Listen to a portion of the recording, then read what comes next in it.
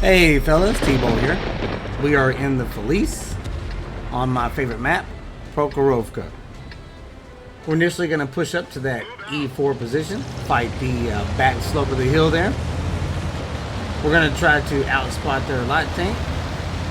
And we also have to worry about two back chats, tier 9 and 10. And then we're going to have to dance already at T92. Since this tank's a little bit slower than a normal medium that I run, I can't go up to the rock there at E4, do my little right turn, try to outspot. So I'm just going to have to get back here on the back slope of the hill and just peek and poke. I do worry about the Rhino and the STB1. They got some gun impression that can peek and poke the middle here. I see their STB1 up there. The F5, yeah, he can just peek up and poke, so I have to be very careful about that.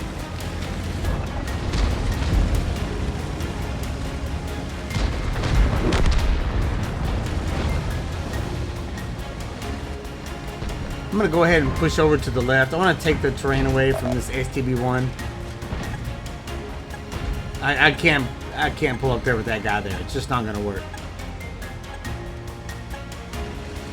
And if you learn, you know, the pros of your enemy tanks, that the ones that's on the battlefield, you're going to be able to understand a little bit more about what you need to do in order to avoid those guys. So, like for me, I know that SC1 got siege bowed. He can pull up there and blap you. Strong turret. Not really going to be able to pin him very well. So I just want to take the terrain away. Make it more difficult for him. If he does pull up, maybe I can slap him in the side.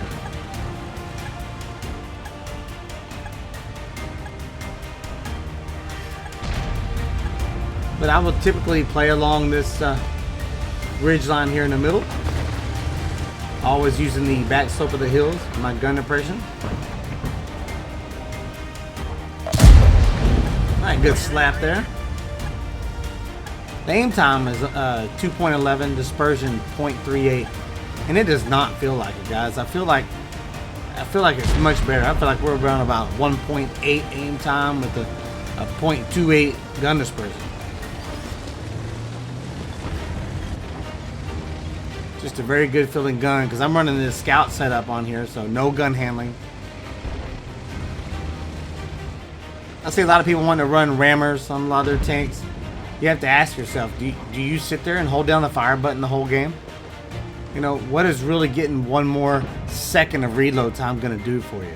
Yes, in times when you're in close combat, maybe, and if you're going to play your tank, whatever, you know, tank you're going to play in that manner, then yes, you may want to put a rammer on it. But if you're going to be more of a methodical, you know, a patient, you know, fighting positions and stuff like that in the type of tank you're playing, then maybe you don't need the rammer. Go with gun handling.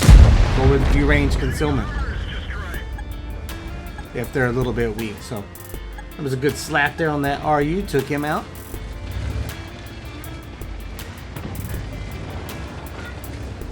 A lot of people get pissed off at the game with their plus minus 25 RNG. You feel like you do everything right, shoot, miss your target. So people end up putting gun handling on. My advice is just keep shooting, guys. Make sure you're doing things right. Go back, watch your replays in slow motion when you fire. Make sure you're not backing up before you fire. If you shoot the ground a lot, you're probably backing up before you fire. I still do it. I even tell myself don't do it. Anyway, we're going to get back here focusing on this. Just playing the back slope of this hill. I want to pull up, peek and poke. Good hit there. I can't go up too high, guys. If I do, the hull is going to get hit. The whole frontal armor is only 110. Our frontal turret armor is 290, and that's what I want to give to the enemy out there. Most of them are going to bounce.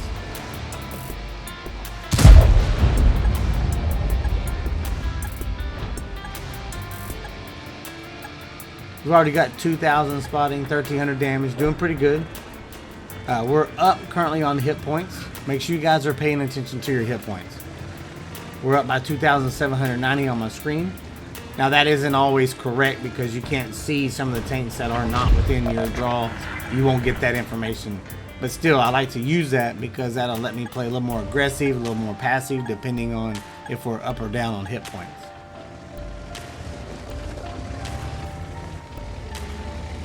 My goal on this map here is to keep trying to spot for my team. We've lost our light tank early in the battle, as to be expected. And that's the reason why I am running more of a spotting setup, guys, is because the light tank gameplay is horrible in this current state. It is pretty bad. Most people do not know how to play a light tank.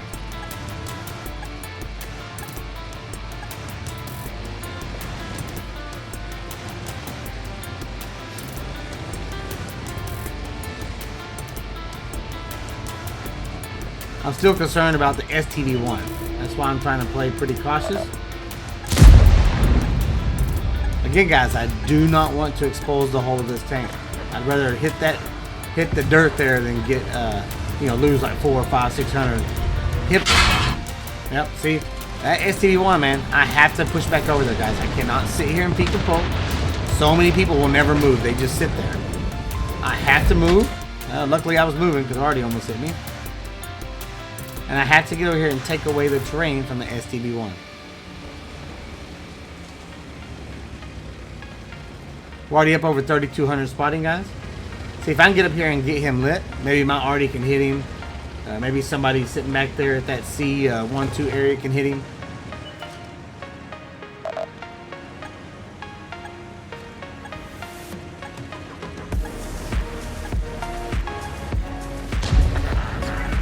Another 720 spotting. If I'm sitting back in the bushes not doing anything, guys, I'll never spot anything.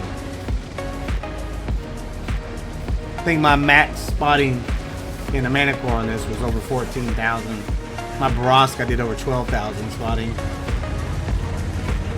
View range is king, guys. View range is king. Being able to spot for my team allows my TDs to fire from safety behind the bushes without exposing themselves. It keeps them alive longer. God, I need that tiger moss out. But notice the STB1 disappeared. He did not want to get lit. Alright, we're going to move back over. Get back into my original position. I was unfortunate getting lit there.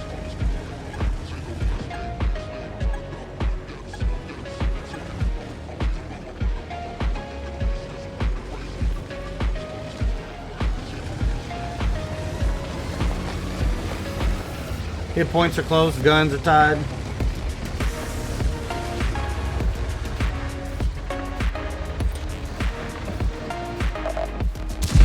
Good slap there. All 3 rounds on this tank are very good, guys, man. I like them all. I am probably going to dump a few of these APCR rounds and put them into the HE round.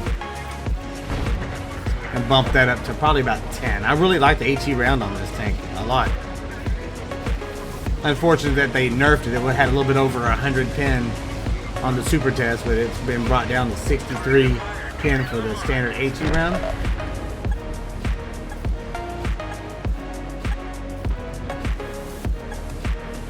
But shooting lightly armored vehicles, it really does work well. Constantly moving, guys. I don't just go to one spot and sit and never move. I cannot do that. Gotta be mobile. That's why I play medium tanks. I have to have the mobility to get around the map. It's too important to spot for my team.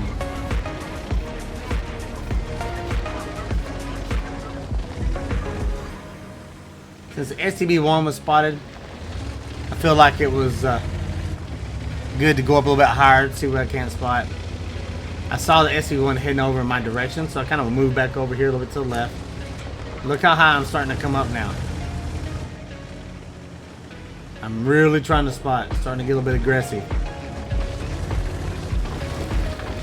Only thing that hasn't been spotted is the Stir 103B and the T92. But we already know where the Artie is. We've seen him fire from that K1 direction over and over again. There he comes. Back there, K1 direction. Artie will beat this tank up pretty easy, guys. If it hits you, it's gonna do several hundred damage. It can't take the pounding of the Artie rounds.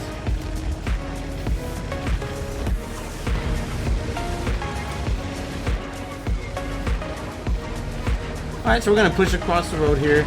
Get over here on the one line. We've got a Yogg-Togger out in front of us. We know the Artie's back there. So we're going to start pushing down. I'm going to try to use the back slope of the road here. Peek and poke. Another quick note, guys. If you're sitting back at C1 and you have a medium or light tank that's pushing up the one line, make sure you shadow them. Move up, because if they're going to spot something back there at that J12 area, you know, H12, you may not be able to see them. They will not be in your draw range. So you need to move up as you guys take the terrain on the one line.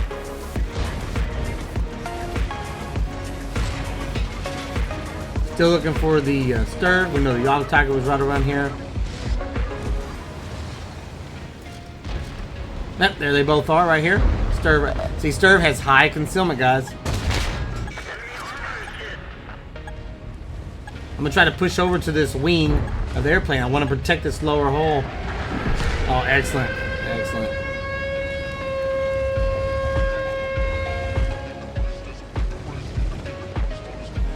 Alright, guys, we are over 6,000 spotting now. Doing pretty good. And again, this is a close game. I mean, we're only up by 2,000, so imagine if I wouldn't have spotted for 6 days. It's very, very important, guys. Can't stress that enough. Alright, I'm asking my teammate to go kill the Artie. Go ahead and get rid of him. Now I'm going to stay focused over here on this STV-1.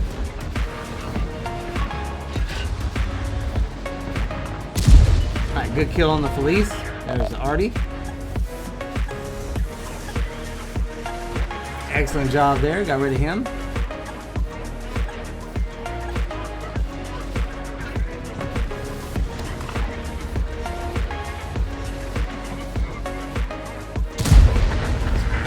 Alright, the line was able to get the STV-1 out. Now we're just going to W key over towards that 60. Good kill there. Now we're going to head towards the G sword. Maybe we can get some. Overall, this tank to me is very, very good, guys. You just have to have the patience with it, and you need support. You're not just going to hold down and fight a bunch of tanks by yourself with this tank. The firepower, the reload is too slow.